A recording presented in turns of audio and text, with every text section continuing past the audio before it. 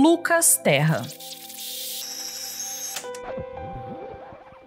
Antes de começar o episódio, vamos dar um alerta sobre possíveis gatilhos. Falaremos de um crime brutal que aconteceu no Brasil, que envolve violência, assassinato e abuso sexual.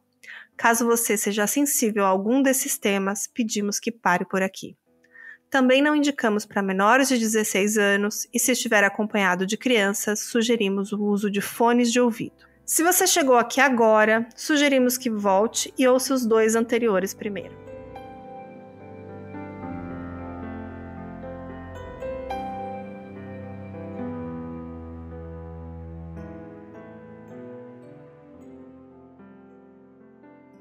Terminamos o episódio passado no momento da descoberta e identificação do corpo de Lucas.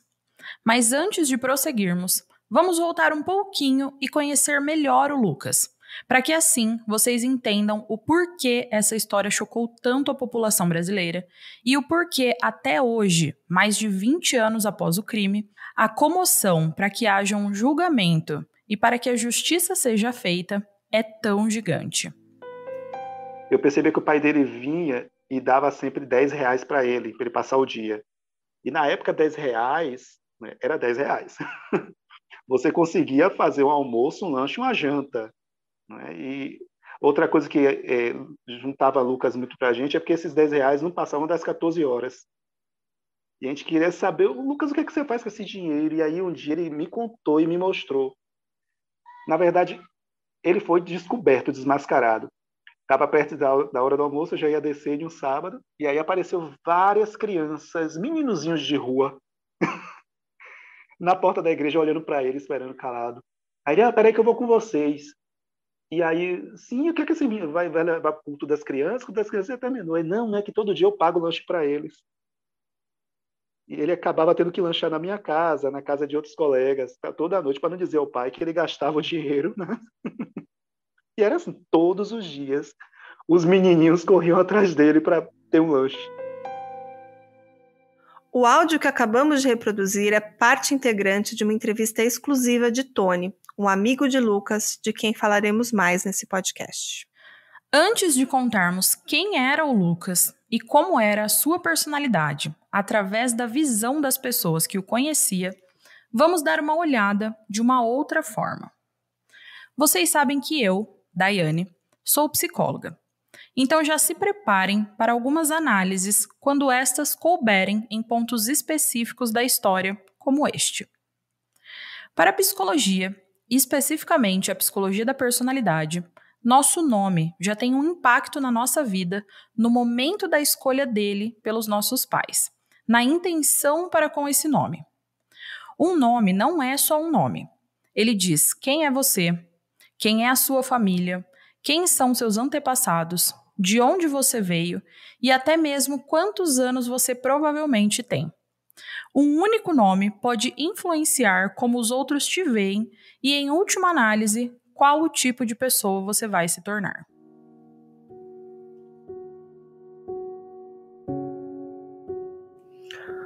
O nome Lucas tem origem no grego e significa luminoso, uma pessoa iluminada. Esse nome surgiu na Inglaterra no século XVII e se tornou muito comum entre os cristãos. Inclusive, Lucas é o nome de um personagem bíblico, autor do 3º evangelho que leva o seu nome, localizado no Novo Testamento. Lucas era um médico que foi convertido ao cristianismo pelo apóstolo Paulo e foi um companheiro dele por muito tempo em suas viagens missionárias. É mencionado por São Paulo como o médico amado.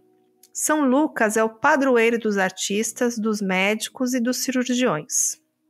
E o que queremos dizer com tudo isso? Os pais podem escolher o nome dos filhos como parte de sua criatividade ou até mesmo uma forma de expressar suas próprias personalidades através da criança. Mas o que muitos não percebem é que a escolha desse nome vai influenciar muito como essa criança se percebe no mundo. Lembra que nos episódios passados relatamos que um dos sonhos de Lucas era ser médico, né? E que desde cedo ele foi inserido nesse ambiente de religiosidade e tinha muito apreço por isso. Nosso nome é o ponto de ancoragem mais importante para nossa identidade pessoal ao longo de nossa vida. E Lucas era, aos olhos de quem o conhecia, um menino luminoso, que tinha sua fé e que gostava de ajudar os outros, assim como seu nome tem esses significados.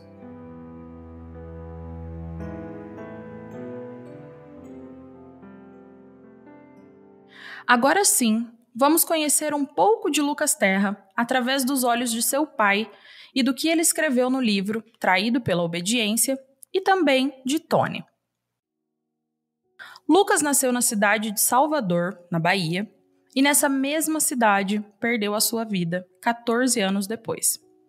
Faltava 1 minuto para meia-noite. Às 23h59 do dia 19 de outubro de 1986, nascia Luquinhas, um menino robusto com 3,6 kg.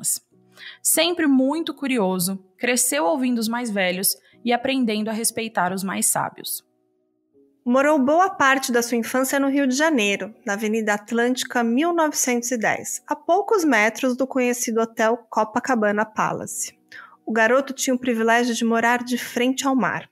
Era só atravessar a avenida para estar na praia.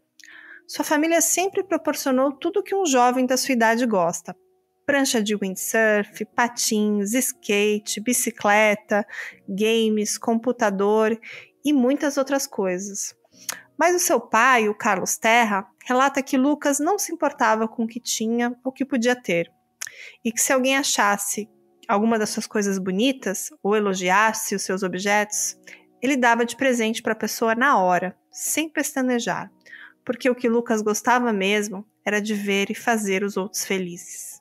Lucas também tinha um carinho especial pela avó, Francelina Terra. E quando pequenininho, na hora de dormir, ele pedia para a avó: Inha, conte uma historinha.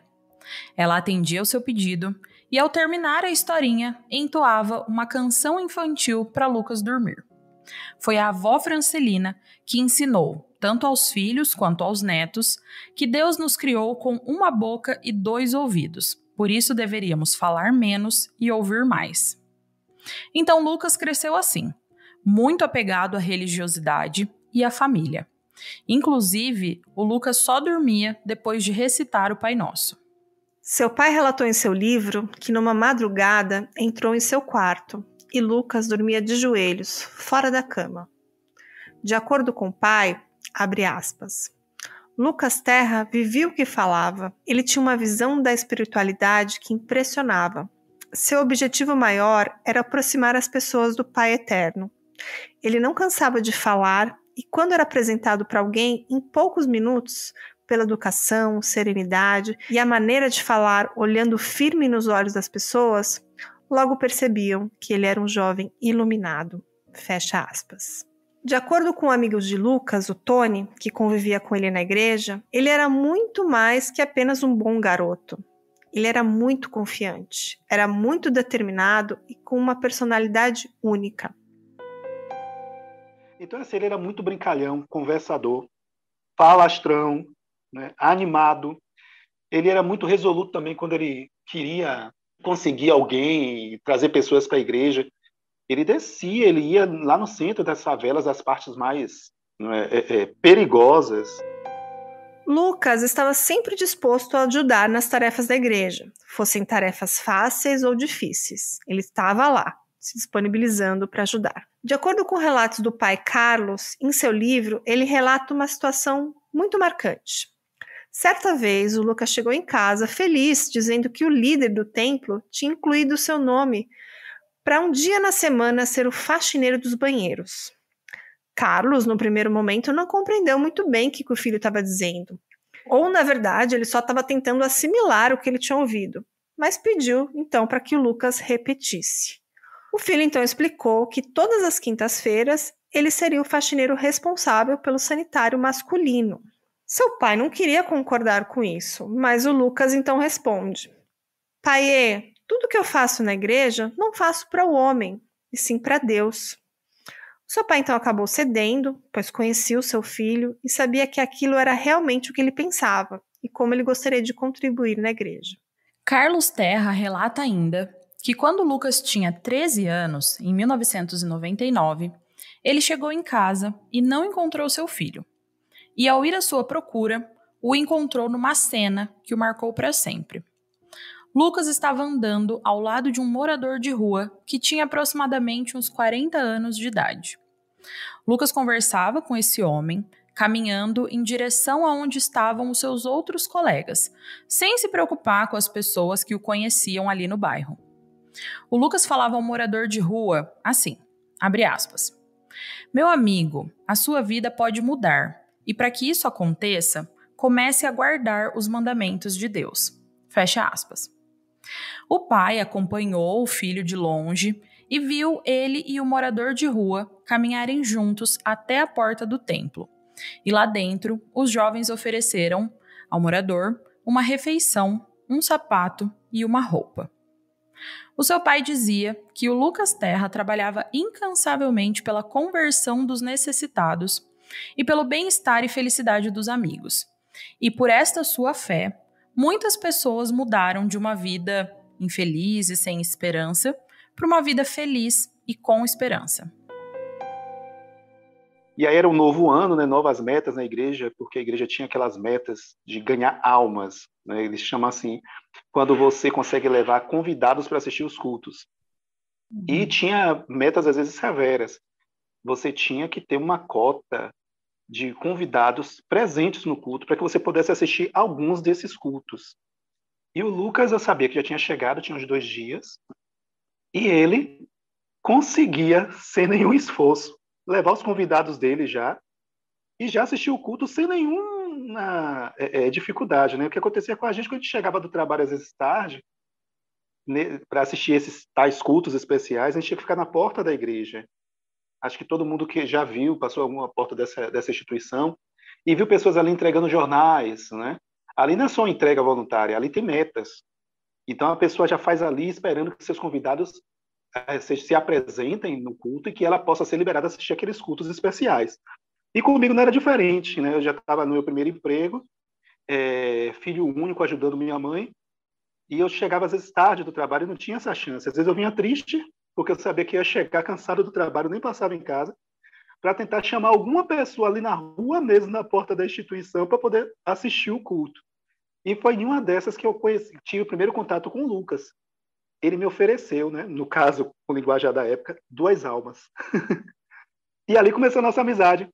E eu fiquei, e você? Não, já trouxe várias durante o dia, que ele falava assim, né? Já trouxe várias. Qual é seu nome? A gente se apresentou. E ali começou essa amizade. Mas, naquele ano, em 2001, Lucas conheceria novos ares, novas pessoas e talvez, se ele estivesse vivo, teria uma visão diferente da igreja e da religião.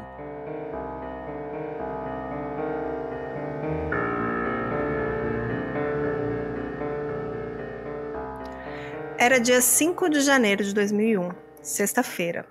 Naquela manhã, Lucas viajou com seu pai, Carlos, do Rio de Janeiro, para passar alguns meses em Salvador, a capital do estado da Bahia.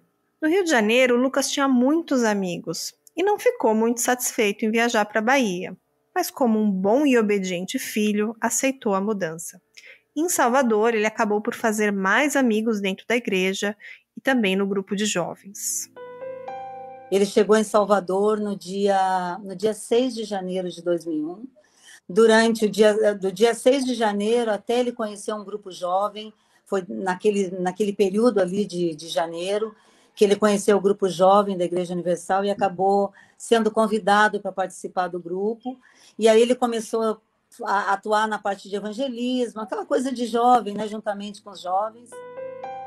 O plano era que Lucas e o pai ficassem alguns meses ali em Salvador e depois seguiriam para a cidade de Parma, na Itália, onde a Marion já estava. Ao chegar em Salvador, ficaram hospedados na casa do irmão de Carlos, o Dom Gervásio, e a sua esposa Dilsa. E lá também tinham os primos do Lucas, o Moisés, a Sara, a Raquel, a Gabriela e o Israel. E ele estava aqui agora de passagem, porém se apaixonando pela turma, né, pelos colegas, pela instituição. Ele estava querendo mudar a cabeça do pai, para que o pai desistisse, trouxesse a mãe dele da Itália e ficassem todos aqui na Bahia realmente, que era a terra natal da avó dele. E foi lá em Salvador, na igreja que ele frequentava, que o Lucas conheceu o pastor auxiliar Silvio Roberto Santos Galiza. E assim como no Rio de Janeiro, o Lucas começou a se destacar dentro da igreja, por sua desenvoltura. Em algum momento ele foi notado ali pelo Silvio Galiza, que o toma como um auxiliar não oficial.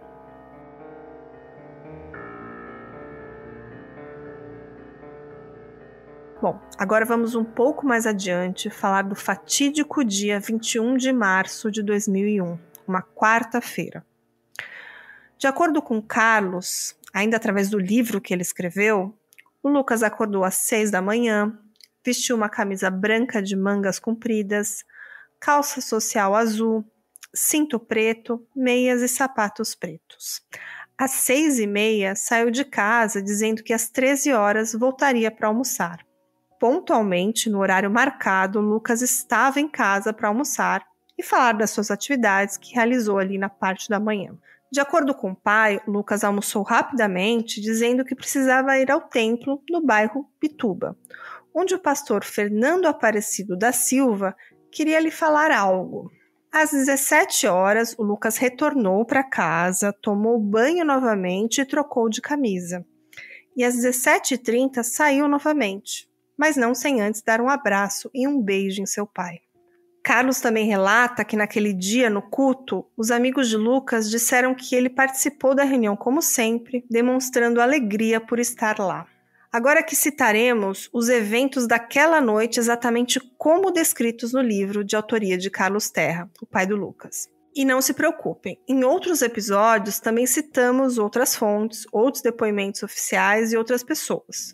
Tudo para que possamos, como dissemos no começo desse episódio, ouvir todos os lados dessa história.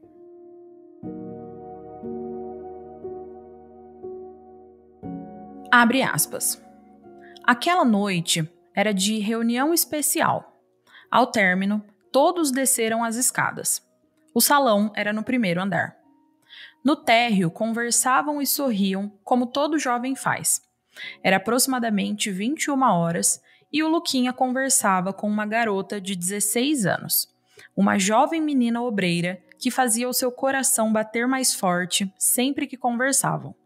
Ela era sua paixão da adolescência, seu primeiro amor. Quando ele pronunciava o nome dela, seus olhos brilhavam e seu sorriso era de um apaixonado. Logo se aproximou Silvio.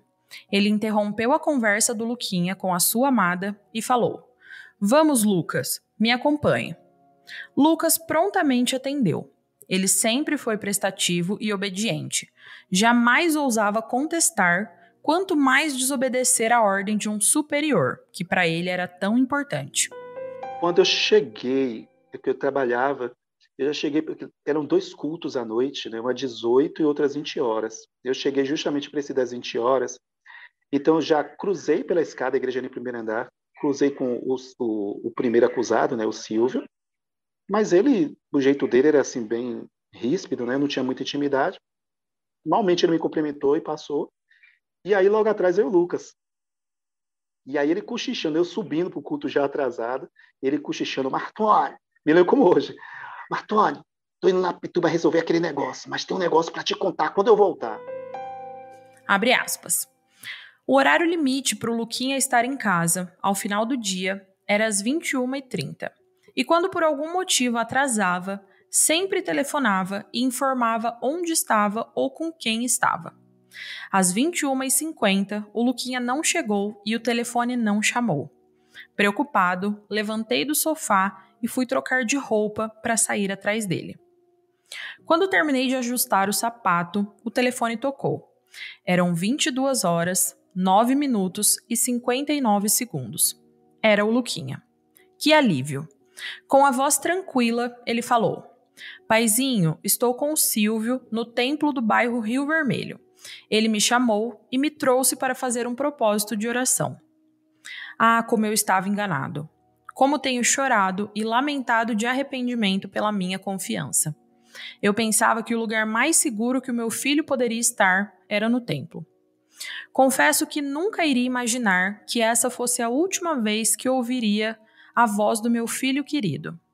Se eu soubesse que esse indivíduo faria o que fez, teria saído correndo de casa e trazido o Luquinha de volta.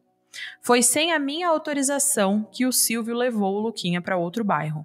Na noite de 21 de março de 2001, Lucas Terra, carinhosamente chamado por todos de Luquinha, foi traído pela obediência. Fecha aspas.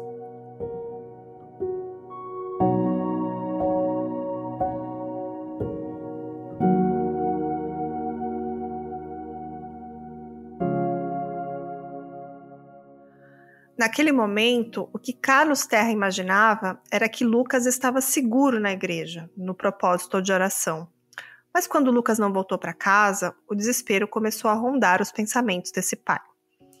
Então, logo pela manhã, ele sai à procura do filho, indo diretamente ao templo onde o Lucas tinha dito que estaria. Porém, chegando lá, o Silvio disse a ele que o garoto não estava lá, que ele havia deixado Lucas na noite anterior, no final da linha de ônibus do bairro Vale das Pedrinhas, que tinha dado dinheiro da passagem para que ele fosse até o templo do bairro da Pituba. Eu só fui saber do desaparecimento 24 horas depois, quando eu cheguei de novo do trabalho já na quinta-feira e encontrei seu Carlos desesperado na porta da igreja.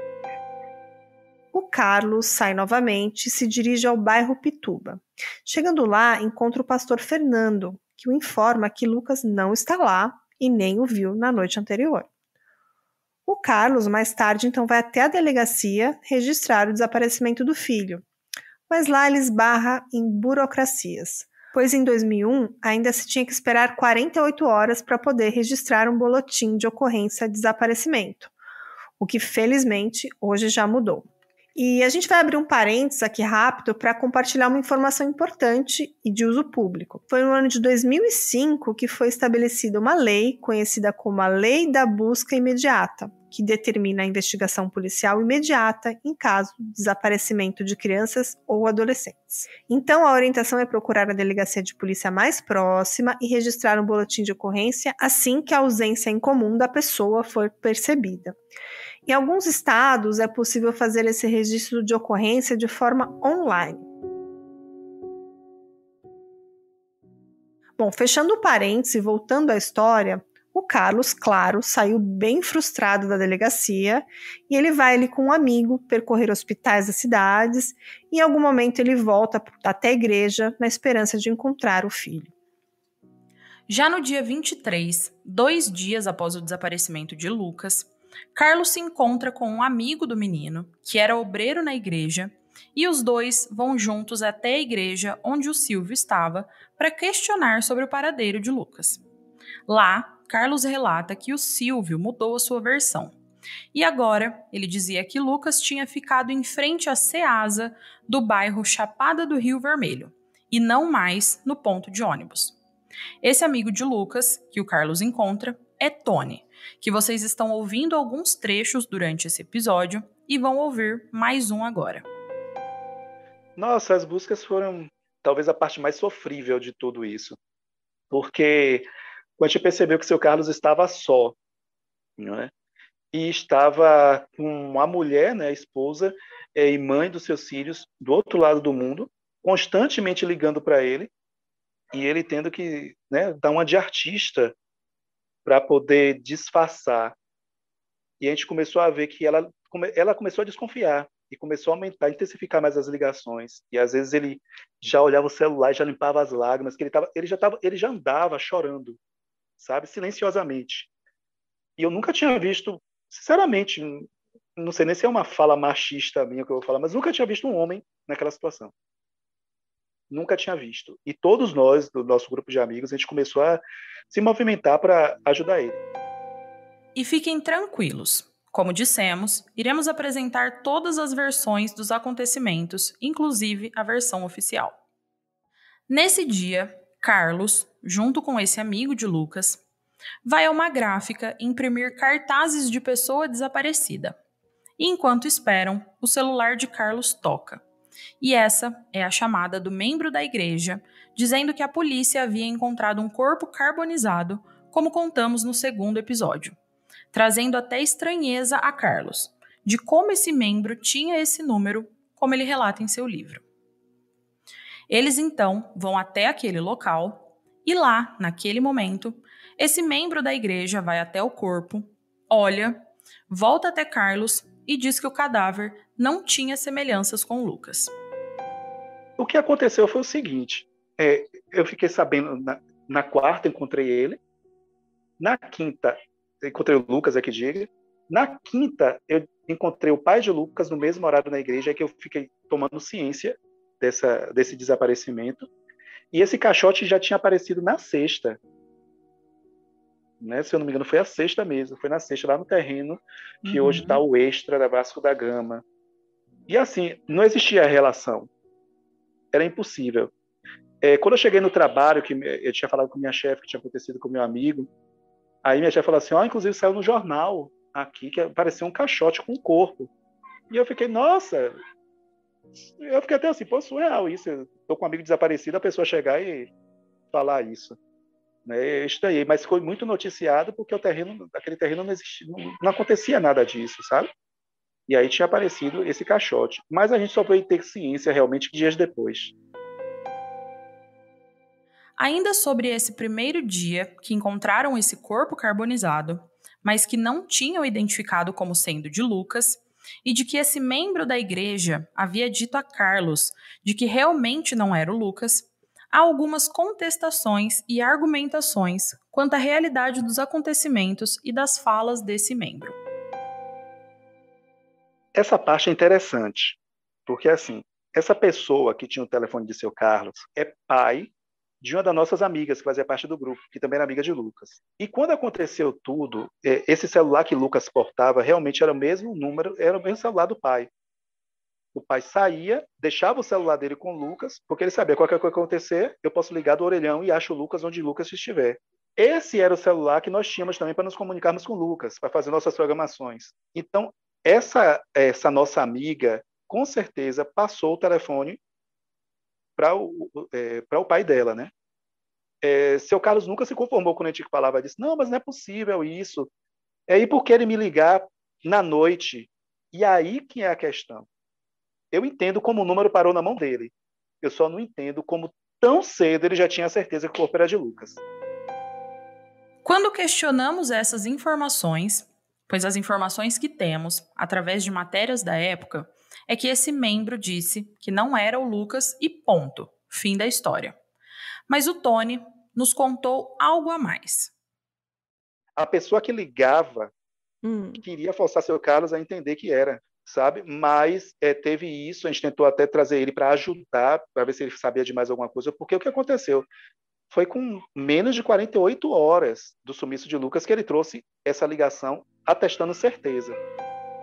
Nos dias que se seguiram, Carlos Terra continuou a andar por Salvador em busca de Lucas, colando cartazes por toda a cidade, indo a hospitais e indo quase todos os dias nos templos e na sede da Igreja Universal do Reino de Deus, esperando que alguém desse notícias do seu filho, ou esperando que alguém o ajudasse a encontrar respostas, porque para esse pai, o seu filho ainda estava vivo, e não era, nem por um segundo, aquele corpo carbonizado.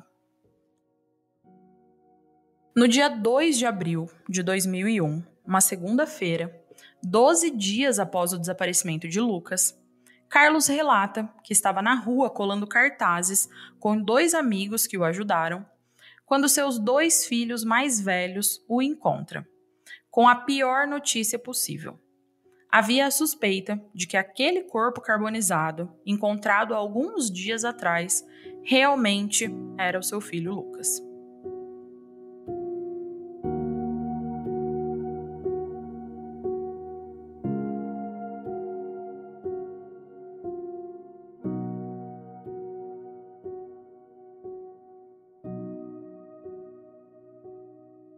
No livro, Carlos relata que somente no dia seguinte, 3 de abril, é que Marion é avisada na Itália. E nesse momento, ela vem para o Brasil. No dia 4, começaram as investigações oficiais e os primeiros depoimentos são tomados, inclusive o do amigo de Lucas que ajudou o Carlos na procura do menino, e também o depoimento de Silvio Galiza. Já no dia 5, o Carlos relata que foi chamado ao Instituto Médico Legal da Bahia para a identificação de materiais, como alguns pedaços das roupas, cinto e sapatos de Lucas. Lembram que no episódio 2 dissemos que a identificação do Lucas através de DNA só havia sido concluída após 43 dias? Essa informação é correta. O DNA daquele corpo só foi identificado como Lucas Terra após 43 dias. Mas a identificação visual do corpo e dos pertences foi feita por Carlos Terra no dia 5 de abril de 2001, 15 dias após o desaparecimento. Carlos relata em seu livro que ele e Marion sofreram ameaças de morte por pessoas desconhecidas que ligavam em seus celulares. Ele também relata que nos depoimentos de algumas pessoas, como os pastores Fernando e Silvio, haviam muitas contradições. Mas não as iremos citar aqui nesse episódio hoje.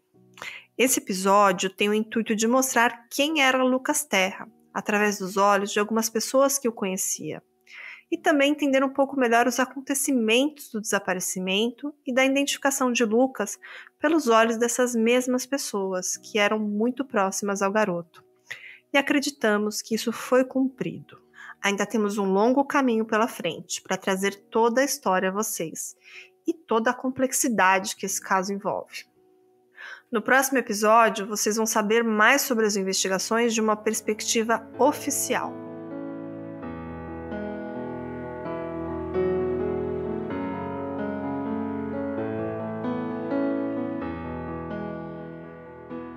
Esse projeto tem o apoio da família da vítima, mas pretende ouvir os dois lados da história. Foram consultados também a equipe jurídica da família do garoto e diversos volumes do processo, documentos públicos do julgamento e matérias de jornais e revistas. Se você sabe algo sobre esse caso, tem informações importantes ou quer se pronunciar, pode entrar em contato com a nossa equipe pelo e-mail casolucasterra@gmail.com. Esse episódio contou com a entrevista de Tony, amigo de Lucas, e também com um trecho de entrevista de Marion para o canal Na Lata, de Antônio Fontinelli. Para esse episódio, também utilizamos um artigo científico do professor David Zhu, da Universidade do Arizona, e utilizamos o livro Traído pela Obediência, escrito por Carlos Terra. Queremos agradecer também ao advogado Christopher Willy Alonso de Oliveira por sua contribuição jurídica em diversos momentos. Esse episódio contou com a direção, roteiro e narração de Daiane Carla e trilha sonora original e edição de Micael Souza. Estamos em diversas plataformas de podcast e você pode ajudar o nosso trabalho avaliando e compartilhando. E também não esqueça de nos seguir no nosso Instagram, que é o @casolucasterra. Aguardamos vocês nos próximos capítulos e aproveitem também para nos seguir na sua plataforma favorita de streaming e avaliar o nosso podcast. Se você quiser contribuir financeiramente para esse projeto, você pode fazer um Pix. A chave Pix é casolucasterra@gmail.com e você vai estar contribuindo para a continuidade desse trabalho. Até o próximo episódio. Obrigada!